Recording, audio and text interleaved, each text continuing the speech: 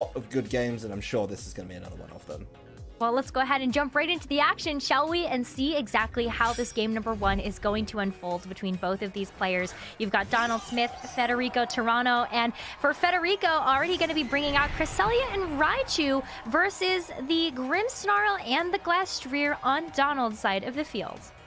Grimmsnarl and Glastrier, a pairing that has been talked about a lot already, especially approaching the global finals here for Players Cup too. A lot of people picking up on it, setting up screens, keeping Glastrier safe. Raichu, a Pokemon with a couple of appearances across the top 16 here, and something that has maybe shocked me a little bit in how well it's been doing. You know, that said, Cresselia, Pokemon I'm a big fan of. Nice to see that getting another outing, and Federico's certainly a fan of it. With the history he has with the game, he's seen it be phenomenal in the past, and Raichu showing off one of its tricks to start out this game. Oh yeah, Charm, not a move that you see too often on a Raichu, but definitely something that's going to be super effective when it comes to this particular matchup, as Buster is going to go for the high horsepower, now doubling into the Raichu. We'll be able to knock it out, but that's kind of the important part about Donald's use of using the Grimmsnarl first and then the Glastrier being able to move second, is the fact that you do get that chilling Nay boost on that Glastrier, as Cresselia for Federico goes for Trick Room.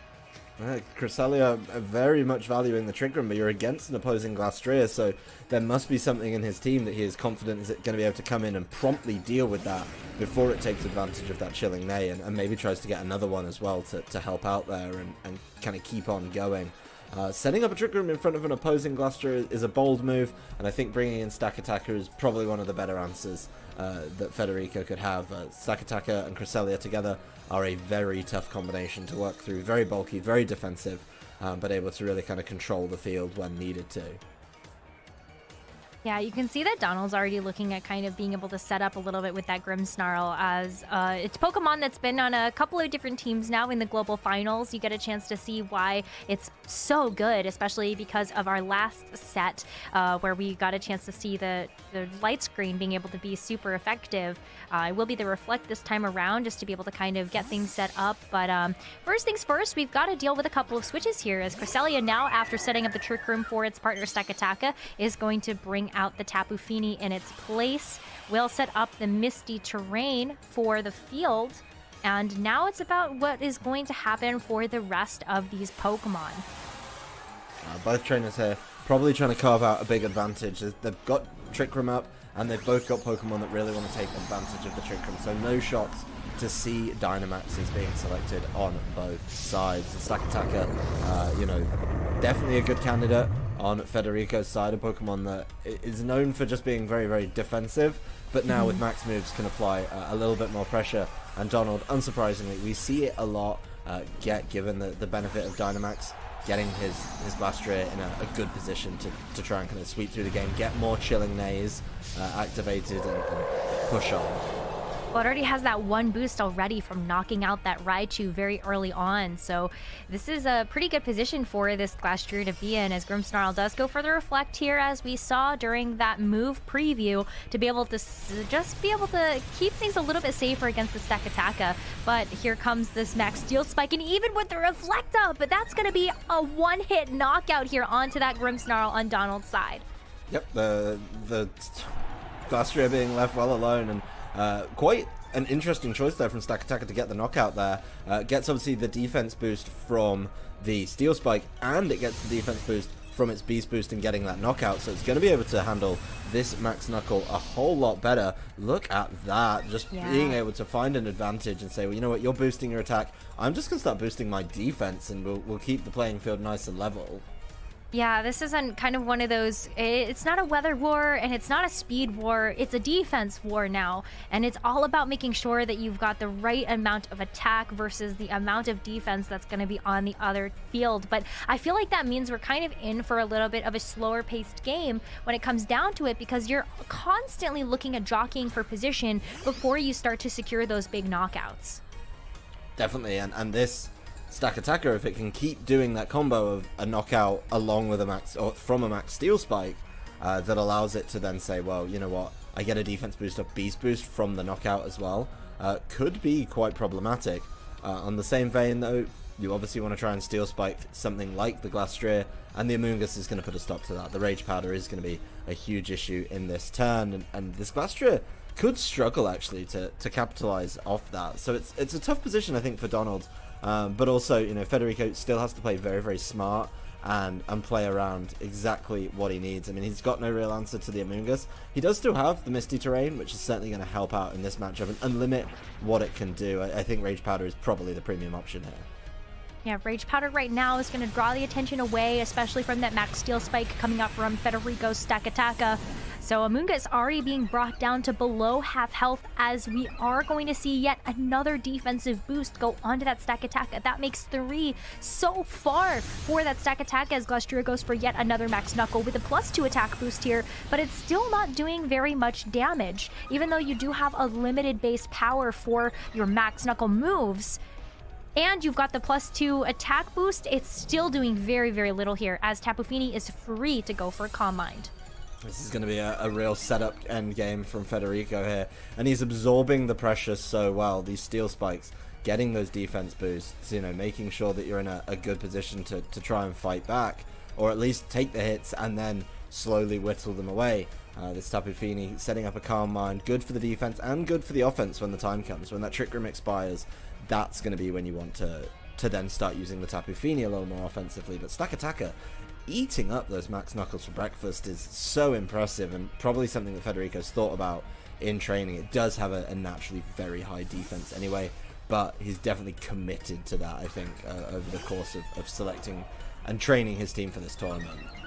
Absolutely. You can see that firsthand, how incredibly stalwart this Stakataka is really being, as it's going to fire off a Max Steel Spike, this time into Donald's Glastrier, which is not actually packing a weakness policy like we see on a lot of Glastrier sets. In fact, it's carrying a Lumberry, which is very different and very unique to seeing some of these Glastrier sets. So it's safe on Federico's side to be able to go for these super effective moves, as it has been for Donald to go for these super effective moves into this Stakataka, which is not carrying a weakness policy either. No, I mean, they can just fire off super effective moves, but the damage from both sides is decidedly underwhelming, if you ask me. I mean, it's not getting close to knockouts on either side, so both trainers trying to find a little bit more, but that's credit to both of them, right?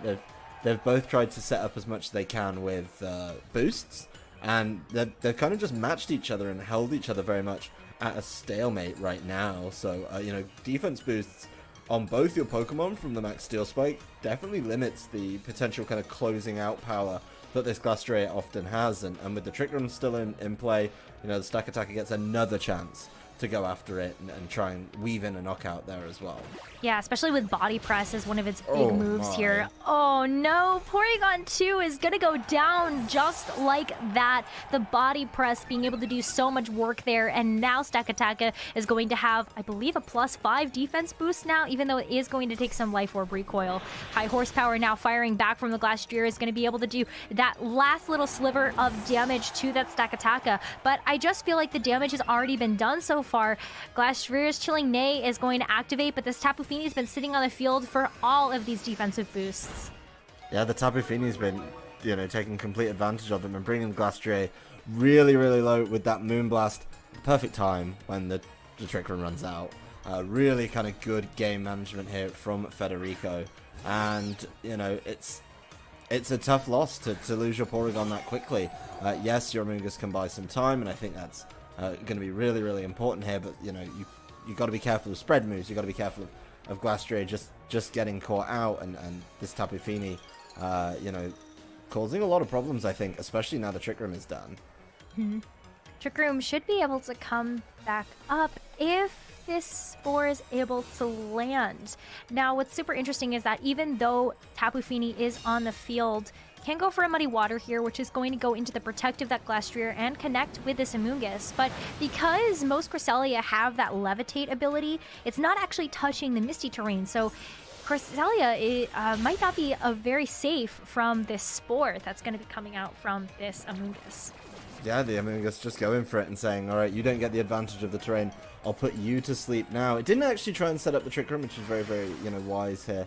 Just making sure the Glastrier is going to be moving after. And now the Misty Terrain's expired. Of course, it is the last two Pokemon over on Federico's side, so he can't switch out and reset that. But on the same vein, Amoongus can't switch out and reset any kind of tricks that have been going on with its regenerator as well. So both trainers down to the last two. It's going to be really close, and I think come down to who actually wakes up in time to get down that damage that they need. Glastrier's being so safe here, though. I mean, double protect, that's pretty big here. Being able to save itself from one more turn. Cresselia is going to be taking its mandatory turn of sleep here, but that means Amoongus is free to go for another Spore, and now that the Misty Terrain has expired, so Tapu Fini is going to get put to sleep too, and that's exactly what Donald was hoping for with that double protect coming through from the Glastrier. Right, that double protect is massive and has now opened up so many options to allow this Glastrier to at least make an attempt to attack, and it's got its boosts to its attack, but it doesn't face down the same kind of wall that the Cresselia could be with potential defense boost from something like the Max Steel Spike. So Cresselia, though, waking up immediately. Ooh, waking up and just trying to cause chaos here. Ally switch now coming through, switching places with the Tapu Fini that's on the field, as Glastier's going to go for the high horsepower, and means that Tapu Fini is not going to take it. It's going to be Cresselia, and the Sludge Bomb now going into the Cresselia as well. That's definitely not the targeting that Donald wanted in that last turn. No, you do not want to be throwing out your high horsepowers into levitating Pokemon. You got the better of it because it was levitating when you wanted to land the Spore. And that was great. You won on the Misty Terrain. But then you get caught by the Ally Switch afterwards. So a really big wake up into immediate Ally Switch there from Federico. And now Donald, he has to be careful and think cautiously about what he does if he decides to try and throw out Spores and other such moves. But Cresselia just going on the offense now and saying, I'm awake, I've got to deal damage. Yeah, well, Glastrier will be able to connect this time around with an Icicle Crash into the Cresselia, which actually does a decent amount of damage there, as Amoongus is going to just kind of try to go for the Sludge Bomb into Tapu Fini while it's still asleep, but the Reflect is now over. That means that any sort of damaging move coming out from Cresselia or Tapu Fini should be enough to finish off this Glastrier and Amoongus.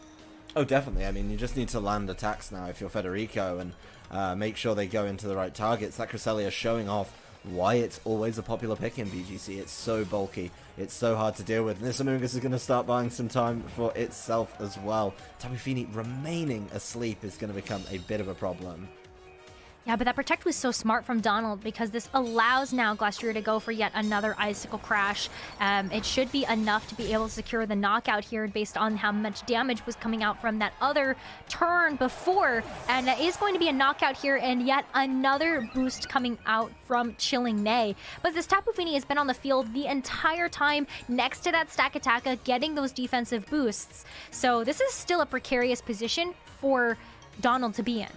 Yeah, it's got the defense boost, and don't forget it also worked in a Calm Mind as soon as it took the field, so it's got a little bit of a way to kind of answer and deal with that Amoongus and take those hits really, really well. Of course, Glastrier does have a huge amount of damage available to it, but it's going to be causing all kinds of problems. That said, Muddy Water gets the target it needed the most in the Glastrier there.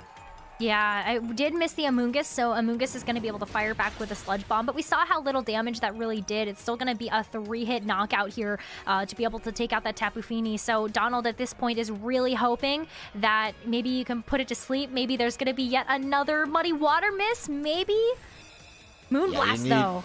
Yeah, you need a Muddy Water miss, and that's your only option here for Donald, and the Amoongus is going to get felled and call time on what was a very well drawn out game by both players. Both players identifying where their win conditions were, identifying how they had to play out and get ready for the end of the game. But after that kind of middle of the game slog, where we had defense boost versus attack boost through Chilling Neigh and of course the Max Knuckle, it just ended up that those boosts that were sat on the Tapu Fini were really essential. And then a huge play, I think, with the Ally Switch to keep Tapu Fini safe for a little bit longer while it slept and allow it to get closer to waking up.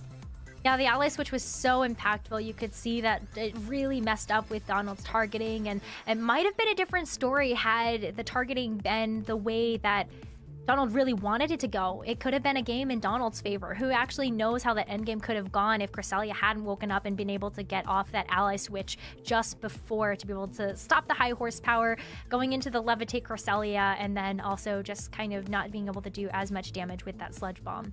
But that's going to be it for game number 1. We still have got game number 2 to go through for this series to see whether or not it is going to be Federico Turano taking home the series or if it is going to be Donald evening up the score. Let's just jump right into the action and see exactly how this one's going to go, because boy, oh boy, that was an exciting game number 1, and we're already seeing a little bit of the same coming out from game number 2. At least from Federico's side of the field, you will have that Cresselia and that Raichu on the field, but now it's Zapdos and Grimmsnarl coming out from Donald, which I feel like is just a little bit of a different adaptation here that Donald might have been missing, just having a little bit more offensive pressure in the front.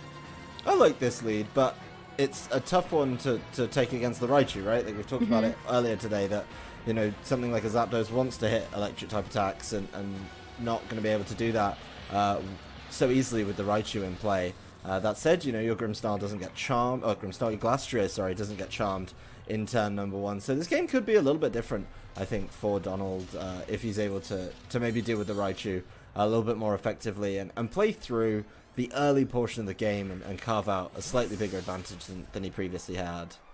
Yeah, Zapdos doesn't want to make any mistakes here. So going to be bringing out Porygon 2 in its stead. So taking a look at what's going to happen for the rest of this turn, it's not going to be very much because that's going to be a fake out onto the Grimmsnarl, and Cresselia just going for a Trick Room here. Really nice setup here coming out from Federico. Yeah, very smart. Just setting up his Trick Room for himself, making sure that his potential stack attacker in the back is going to be able to come in and cause problems that way. But what's curious about this game is he set up the Trick Room and didn't lose his Raichu. So the Raichu's kind of sat on the field in a Trick Room, which is not where premium position is. And you've got to try and weave in something like a switch to stack attacker. Now that switch is fine, but the longer you spend not attacking, you're A, wasting turns of Trick Room, and B, you're letting this Grimmsnarl set up reflect some light screens. That's a problem.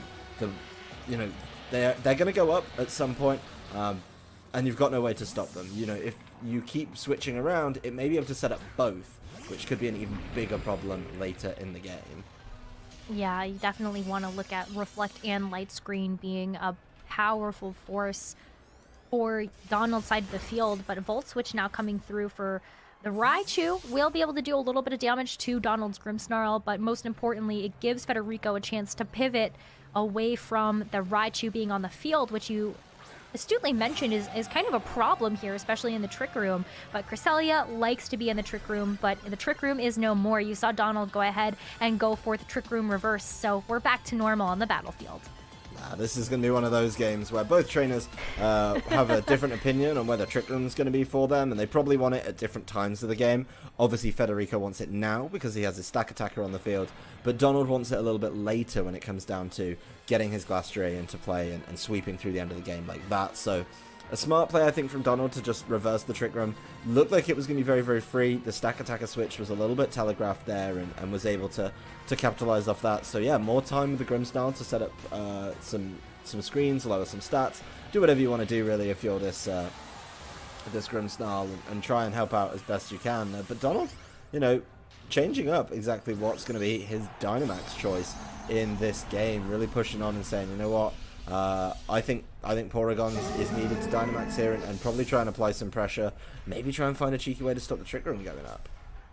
Yeah, I mean, you saw that double target into the Cresselia. As long as there isn't something like an Ally Switch that comes out, that could be pretty detrimental to Federico's game plan. But it's time to Dynamax on Federico's side of the field, as well as we do see that Dynamax factor matched by this Stack Attacker that's going to become large and in charge for this match. Most definitely. I mean, the Stack Attacker trying to get its boosts and get as much damage down as possible. You called it. There's the Ally Switch landing from the Cresselia. I mean, the landing, it doesn't exactly miss. But I kind of like this double target because it just says, you know what, like, whatever you have in that slot, I'm going to try and knock out, right? Yeah. I still think that Donald was really hoping that it was going to be the Cresselia, just because that Max Phantasm is going to be super effective against it, not necessarily against that Stakataka, but you do get the defense drop here, so anything else that's going to be coming out from either of these Pokemon should be able to deal some pretty significant damage, and also mitigate some of those defensive boosts that you will see come through from both the Max Steel Spikes that we just saw, as well as the Beast Boost from that Stakataka knocking out a Pokemon. That stack attack is still going to be net positive at the end of the turn, though, getting a boost from both Beast Boost and Max Steel Spike. Absolutely fine. And that damage output, every time you see a Porygon 2 Dynamax, the damage output just seems a little bit low and a little bit kind of troublesome here. So maybe having to mix it up a little bit, try and find some options here. And yeah, there's no Trick Room set up, so this stack attack is a little vulnerable. But this, this Glastrier is going to be able to try and apply some pressure on that, especially while the Trick Room's not up, because that was the problem in game number 1, right? With Stack Attack was getting the defense boost before. Now there's no Trick Room, it can try and play this one a little bit differently. Right. I like that we do see the Glastrier coming out onto the field here. Because Trick Room isn't active just yet, Glastrier should be able to clean up whatever is going to get double targeted here, potentially to be able to get that Chilling Neigh, but we are going to see the Max Guard come out from Stakataka first, but Porygon 2 went after this Cresselia, so here comes the Max Phantasm. It's not going to do a lot of damage here, but it's still going to drop those defenses on both of these Pokemon, and maybe this Icicle Crash is going to be enough, but it avoided the attack. Ooh. Yeah, not landing that Icicle Crash is huge, and that means that's a lovely little Trick Room setup there for Cresselia. The Stack Attacker kept itself safe, did exactly what it needed to do for kind of this turn, and yeah, it's definitely not the easiest situation to be in the world. Looking at that Max Phantasm versus Max Strike, I mean, Max Phantasm wasn't enough that it was going to be able to knock out the Cresselia, but maybe now, maybe after those defense, well, now that we're at neutral here without the defense boost coming in from the Max Steel Spikes, maybe that's going to be enough now to be able to knock it out. But Trick Room is active, Cresselia and Stack Attacker are going to be moving very fast, so it just kind of all depends on how Federico decides to play with this Trick Room. Federico's got to capitalize on this. He's got to get the most out of these Trick Room turns and do the absolute best he can. I think adjusting his ball position for Donald, absolutely fine here, and probably very wise to try and help out a little bit. We've got Max Steel Spike now coming out right into the Zapdos, which is going to do about half damage to it as it does get switched in. But let's see what happens now, because I feel like this is where we get a chance to really see whether or not this is going to be enough. This is what I was super excited for. And Cresselia is still going to be able to hang on throughout all of that damage that's come through, all of those defensive drops, that Max Steel Spike being super, super effective at keeping this Cresselia around to continue to play those ally switch mind games. This is definitely a precarious spot, but I really appreciate that Donald in this moment is still sticking to his game plan. He knows what he wants to do, he knows how he has to approach this game, and he's not letting the ally switch or anything else really stand in his way. No, he's just playing the game and keeping to what he knows and what he's learned from game number 1 of his way to move around these teams. So it's definitely a treacherous position for both players. I think they're trying to carve out very fine advantages and then grow that advantage with extra boosts or extra damage where they shouldn't usually be able to sneak it in. So really kind of slow, steady, methodical, and well thought out gameplay, especially for Donald too. If he loses this one, is out of the tournament. Yeah, I mean, same for Federico. If Donald's able to even the score and we go into a game number 3, then it's both players' tournament lives on the line. But we will see Rock Slide come out. Zapdos is going to keep itself safe from that protect as Porygon 2 goes for a Shadow Ball into the Stakataka, which is going to be enough to knock it out here. So Stakataka is now down for the count and will not be able to continue to get those Beast Boosts in this game. But that leaves Federico still with the Raichu in the back against the Zapdos, as well as that potential 4th and final Pokemon, which is going to be that Tapu Fini. Yeah, exactly the same 4 that he bought in game number 1 and managed to carve out an advantage with. But I think he got a lot more value out the stack attacker in that first game than he has here in game number 2. So it's certainly a different look for both players. A change in Pokemon and a change in board position, respectively, between Donald and Federico. So certainly an interesting one. But now that Zapdos is on the field, it just has to try and kind of find the advantage and maybe force the Raichu out a little bit early and catch it with something on the way in, or allow the Porygon to catch it. Well, some switches going to be coming through here. First, it's going to be the Cresselia leaving the field for Federico in place of that Raichu. And Zapdos now leaving the field as well. Definitely maybe predicting that switch a little bit. Doesn't want to play with the Zapdos too much when there's still the threat of that Raichu. So Tri-Attack now going into that slot. Will be able to do a decent amount of damage there. But Tapu Fini's still free again to get this Calm Mind up. And that's what spelled disaster last time for Donald. This is something that I think Federico is really being smart about, is setting up this Calm Mind kind of freely every time this Tapu Fini's in. I like the switch into the Raichu, but I also really like the switch out of the Zapdos. It's very respectful of the potential Raichu coming in and saying, look, I know the Raichu's low on health. Let me deal with that first, then I'll be able to play with Zapdos at the end of the game and maybe try and work through this Tapu Fini a little bit easier. But the longer you spend, with your Zapdos forced away by the Raichu, the more potential time there is to set up Calm Minds and be able to take Thunderbolts a whole lot easier. So a lot to think about as we approach the end game. We're still very much in this mid-game adjusting and trying to make sure you're in the premium end game position here. But switching these two around, the Raichu and the Cresselia, very nice switch when you know that there's high horsepower available for Glastrier.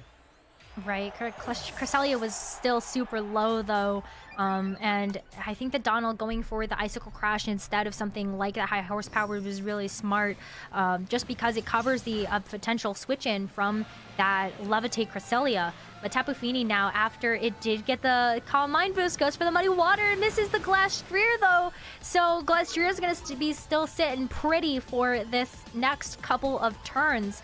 And now the Trick Room is over and there's no Cresselia left on the field. Right, this Glastrier should be in a pretty solid position to try and, I think, tidy up the game as best it can. It's not going to take too much damage from this Tapu Fini. There's nothing kind of super effective that Tapu Fini can hit it with.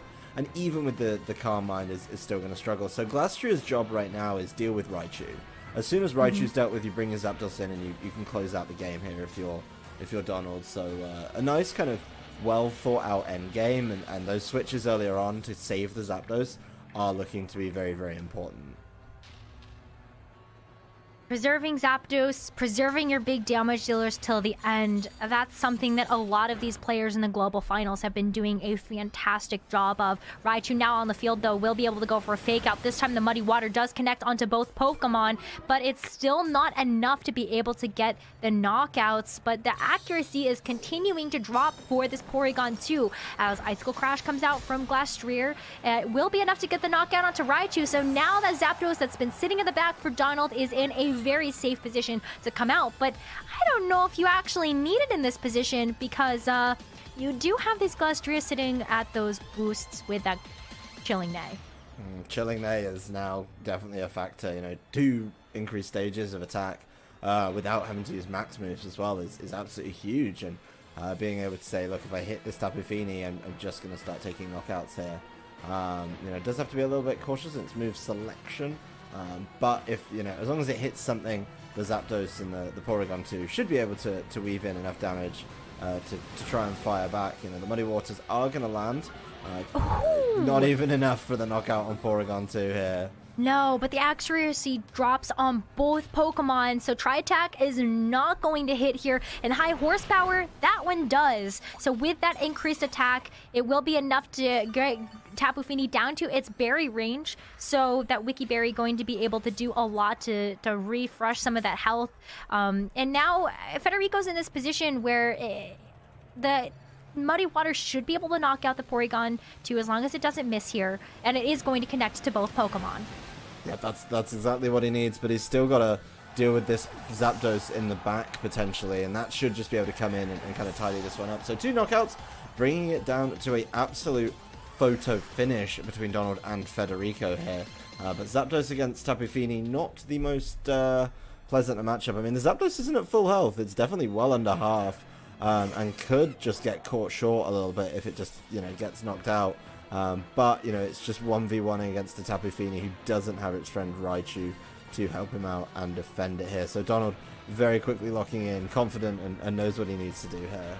Yeah, Thunderbolt, your way to victory. Tie up this series and bring us into a game number 3. That's what's on the line right now for this series as we continue through, as we do see Zapdos go through the Thunderbolt first, and it will be enough to get the knockout. So this series all tied up 1-1 between Donald Smith Jr. and Federico Turano.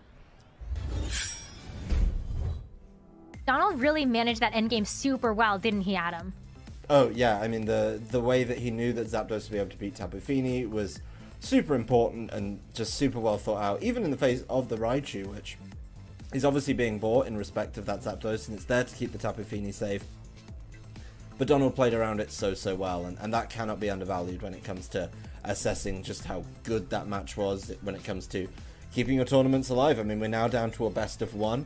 Unfortunately, one of these players is going to get knocked out at the end of this round and end their global finals run here. But they've both shown in games 1 and games 2, for each player, that they are top tier players and they do understand these tougher, slower matchups.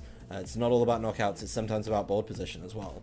Yeah, and you could tell that both of these players were very, very conscientious of the board positioning that they needed to take, especially in that end game. You could see Federico was really trying to preserve that Raichu, recognizing that Donald was holding onto that Zapdos for a little bit later.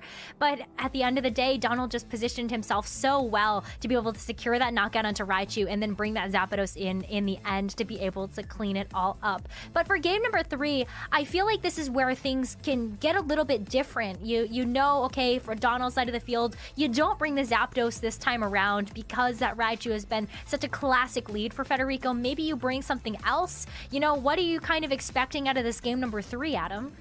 So I think if Zapdos turns up, it turns up in the back and doesn't come in the lead, because he kind of got forced a couple times, Donald, to make awkward switches and,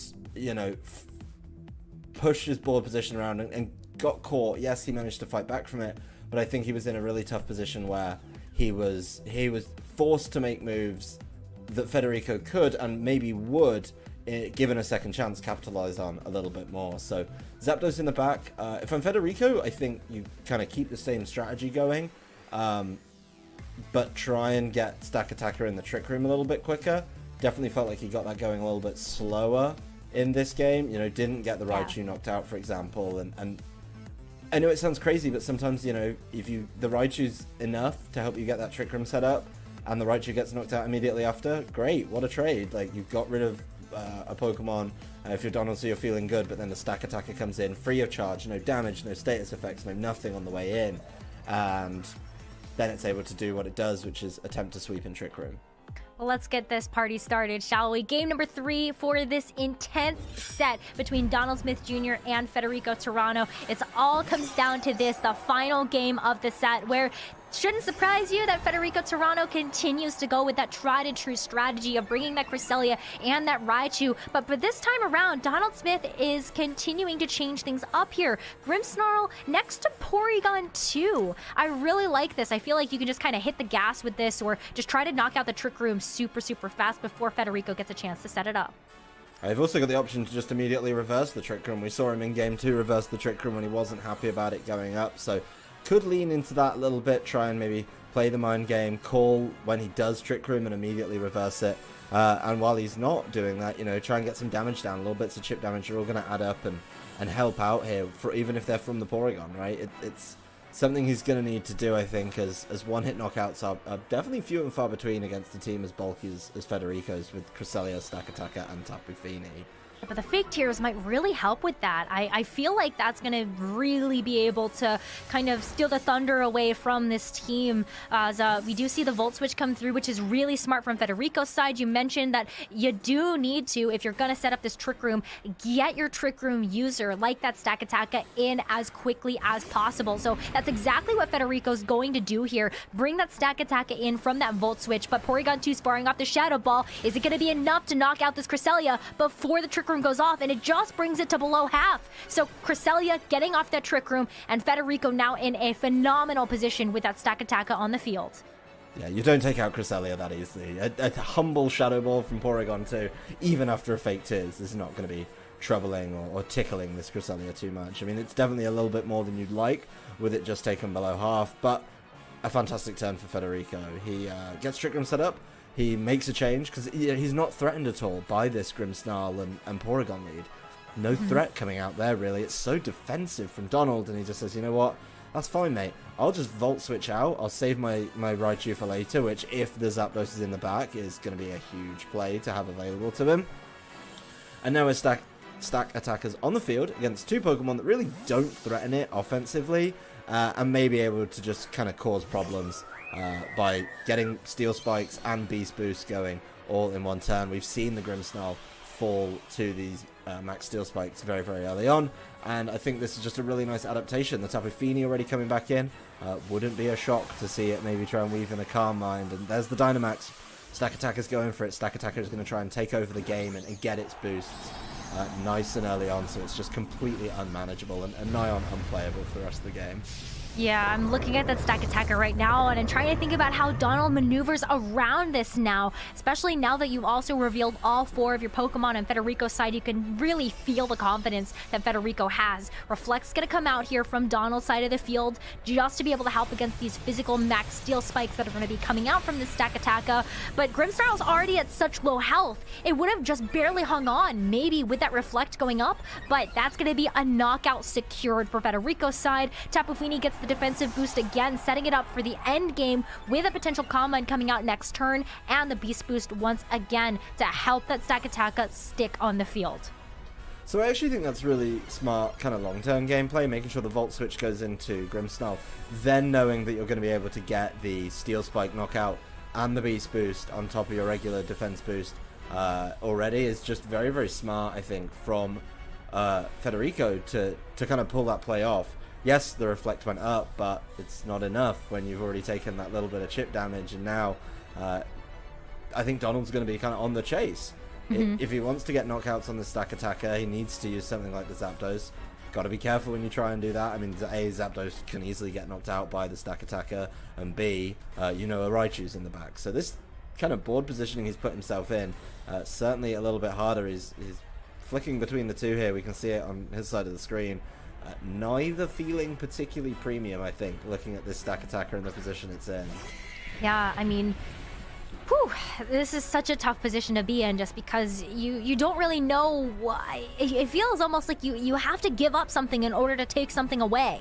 And so you're in this position now that let's try to do what we can with this Glastrier, but it's still going to be so difficult with all of the defensive boosts that have already come through from the Stakataka. So you can see here that Donald is even looking at just Dynamaxing Porygon 2, just seeing how much it can get done with those Max Phantasms to drop the defense, and hope that's going to be enough to be able to get this Glastrier to work wonders against the Stakataka. It's a big old ask, I think, to be able to kind of keep up the pace. And, yes, you can drop defenses, but then there's those turns every so often where, you get the double and you just get a net positive if you're the Stakataka, which is exactly what you want. Curious that he's decided to Dynamax the Porygon just for the defense drops. It's obviously more important to him than something like the Glastrier, which would output way more damage if it was, of course, going to be, Dynamax itself. But with Porygon 2 on the field next to it, not able to really capitalize on potential attack boosts. So, just kind of playing to his best odds, I think, for the end of this game. Yeah, but look how little that does with the defensive boosts that have already taken place. That's so little damage that's going to be coming through onto Federico Stakataka. Even this close combat going to bring it just to below half, but it's not enough. And you're giving up so much in terms of that defense and special defense drop that this max steel spike is really going to hurt. That could be just disastrous here for Donald. I mean, I understand the close combat after the Max Phantasm. You want to be able to kind of deal with it as best you can, but it already had 2 defense boosts. You weren't getting rid of those, and you just lowered your own defense. That defense then turned into, you know, a Max Steel Spike boost. Yeah, you weren't going to deal with that, but then also a Beast boost. So yeah, it's still net positive at the end of the turn, and it's already down to the last 2 for Donald here. He does reveal Zapdos in the back, and yeah, Stack Attack is low, but Raichu is available in the back, and now things get quite dicey, I think, for Donald here. He's already down 4 Pokemon to 2, and he's got a real struggle on his hands to get through this, especially with his Porygon 2 as his choice of Dynamax. Heat Wave could come out here. I mean, this is the problem. I feel like is you have all these defensive boosts on Federico's side, and now you're kind of staring down the Zapdos, but you can't go really for the Thunderbolt here because of the Raichu that has the Lightning Rod ability. So it's gonna take a lot to be able to make it through the defensives here. As Cresselia goes for the Ally Switch once again in this match. Is this going to really play a role here? As Cresselia avoids the Heat Wave, but I feel like the most important bit is that Stakataka is actually going to be able to take it. Stakataka taking it quite comfortably there, but I don't see this Max Phantasm causing enough of a problem. It's so close. It's not enough. Yeah, the defense is still right up there because of that turn where he handed over the double boost, and in response, Stakataka just says, no, I think I can just start taking the knockouts here to wrap up this game. Yeah, this is gonna be a real tough one now for Donald to climb back from, especially now that he's gonna be at a huge Pokemon deficit, and Stakataka still has the Beast boosts that are coming through. But Stakataka is going to get knocked out here, but maybe not the way that Donald was hoping that it would, especially before firing off that Max Rockfall to be able to knock out Zapdos. But Porygon 2 still sitting at full health, so maybe this game isn't over just yet. No, I mean, the Porygon 2 just has to take 3 knockouts on its own, right? With no help from a partner. That said, Porygon 2's at full health, but the Tapu Fini's also at full health, and you know, if Federico really wants to lock this one up, he just Calm Minds once, maybe even twice, or just launches attacks now at this Porygon, and I don't see a way around it for Donald. I mean, Federico can seal up this game in so many ways. It's an uphill struggle when you are against all 3 of your opponent's remaining Pokemon. Like, yes, you got the Stack Attacker knocked out because of the Life Orb, but it's just not enough. And this game's been slow and steady throughout the whole set. Federico just playing it really slow towards the end, saving his Cresselia for later, and probably wants to maybe try and weave in a fake out the next turn and just kind of secure the game, because I don't think this, after the Carmine, this Tapu Fini is not threatened by this Porygon at all. No, Max Phantasm is going to come out from the Porygon 2 into the Raichu. Will bring it to about half, but that's definitely not as much damage as Donald was hoping for. Maybe hoping that the Raichu would be able to get knocked out to the Sandstorm damage, but it's definitely not in that range to do so. And this Tapu Fini gets that Calm Mind. Yeah, the Calm Mind's huge here, and that wastes as well the end of the Porygon's Dynamax. So Federico looks like he's played this game nigh on perfectly. Of course, losing the Stack Attack is not the perfect 4-0 that some people decide to go for, but it's just, he's managed the board so well. You know, the Raichu's going to be able to fake out here. Try and slow things down the Tapu Fini. Yeah, another Calm Mind. That's 2 boosts to your special defense. What are you going to do about it, Porygon? Even if you hit, you're hitting for no damage, and you know you can't get through as much of that as you might want. So both trainers, obviously, you know, Donald doesn't want to give it up. He does want to try and stay in the global finals as long as he possibly can. Maybe try and sneak in a critical hit somewhere that swings the game drastically back in his favor. But with Tapu Fini at near full health, Raichu, you know, still there causing distractions, this should be it for Federico as he carries on his trek in the winners or in the losers bracket. My apologies. Yeah, Raichu even just being able to go for the Volt Switch here to deal some damage and rotate again through these Pokemon. I feel like this is so smart from Federico in the end game to be able to preserve that Cresselia for a little bit longer, be able to reverse the Trick Room or take advantage of the Trick Room, and just be such a great supportive, bulky supportive Pokemon. As Tapu Fini goes for a Moonblast, and we're about to see how much that's going to do with a double Calm Mind. The Trick Room gets a chance to go up.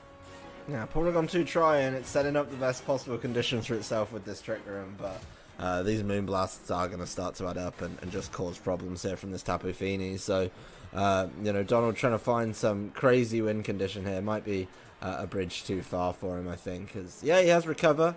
He could try and stall the game through that way, but there's only so long you can do that for, as Cresselia may have found a way to just deal with that Recover anyway.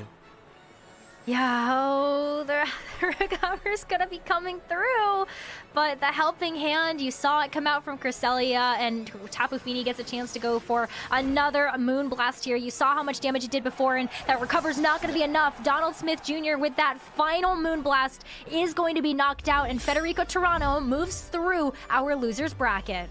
Yeah, moving on in the losers bracket, heading to round 3 there.